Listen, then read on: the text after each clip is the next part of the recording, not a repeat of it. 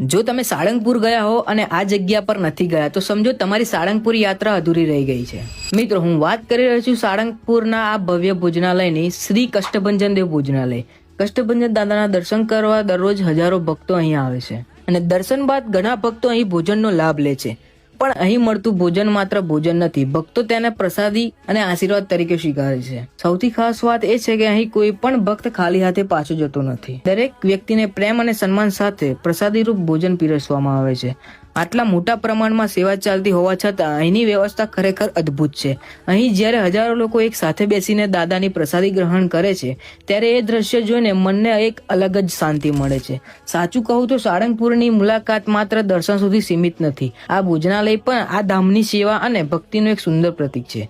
જેથી જ્યારે પણ તમે સાળંગપુર આવો ત્યારે દાદાના દર્શન સાથે આ પ્રસાદીનો લાભ લેવાનું ભૂલતા નહીં। કદાચ એ અનુભવ તમારી યાત્રાને વધુ યાદગાર બનાવશે। જો તમે પણ આ ભોજનાલયમાં ગયા હોય તો કમેન્ટમાં જય કષ્ટભંજન દેવ જરૂરથી લખજો।